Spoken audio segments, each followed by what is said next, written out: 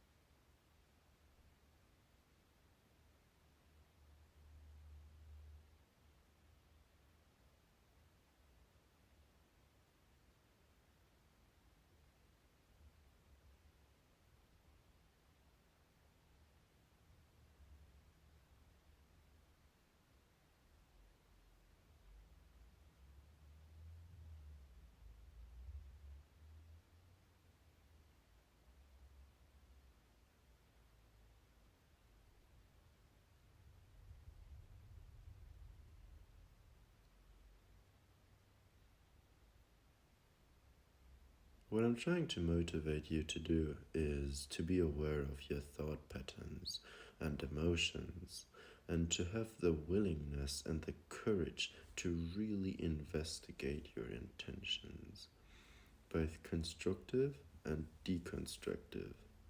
Trace them back to perhaps your true self, the heart, or to you being caught up in a mind based illusion.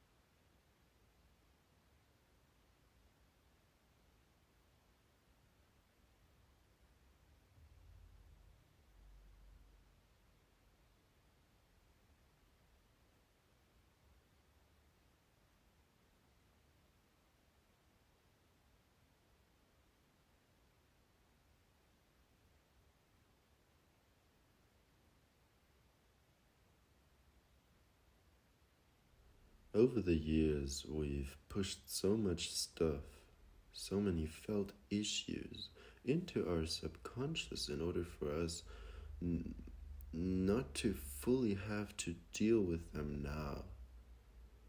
And from there, those things manipulate us on a conscious level, and we struggle to trace it back.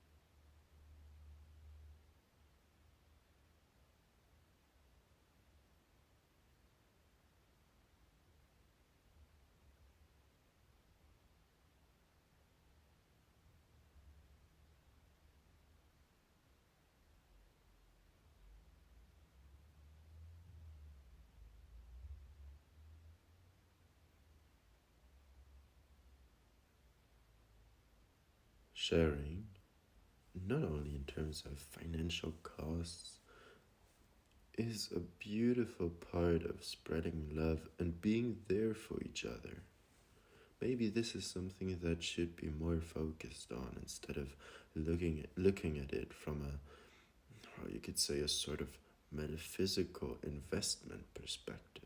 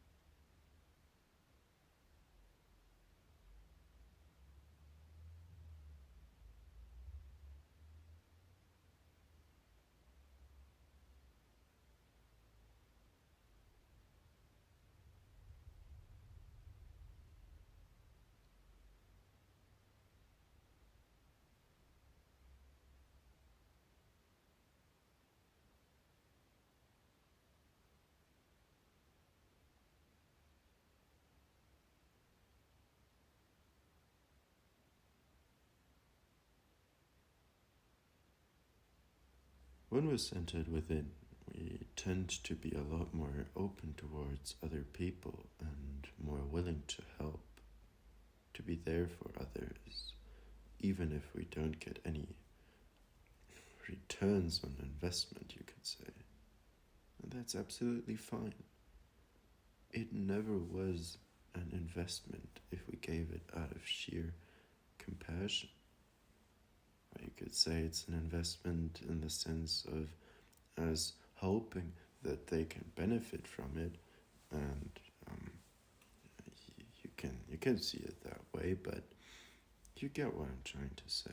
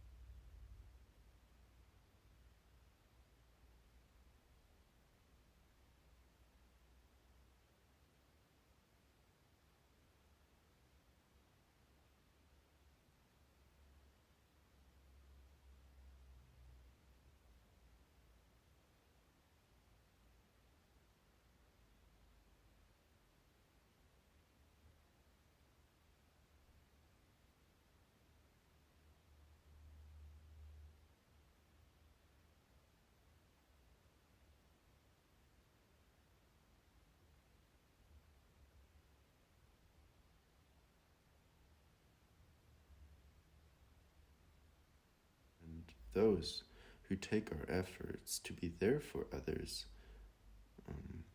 those who take that for granted, in my opinion, shouldn't be met with anger. If it makes us angry, that can be used as a great indicator of us being lost in ego, lost in greed. Because somehow maybe we wanted something in return. And much rather we could meet these people with compassion, because they seem to kind of desperately cling onto something in an attempt to fill a gap they perceive themselves to have.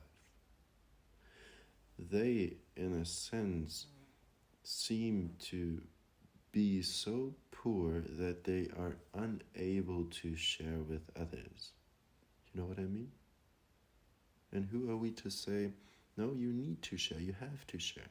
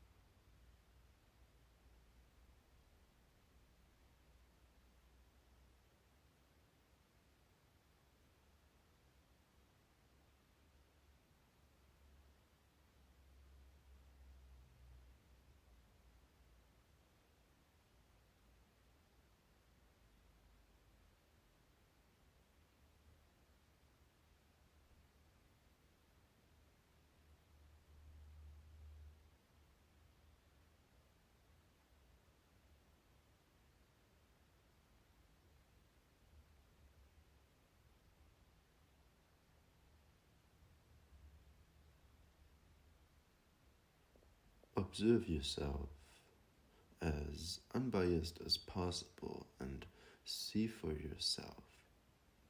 And please be cautious not to fall for the spiritual ego investor, you could say, who shares without being shared with but expects spiritual returns on investment by doing so. You get what I'm saying? Who doesn't expect to get more money in return for having given money to somebody, but thinks that on the spiritual path, this will help. And this is the incentive that has led to giving. Well, then you're just giving out of egoistic reasons again, aren't you? Well, anyway, I wish you all the best. Perhaps this has been or is an interesting pointer to you, and take care.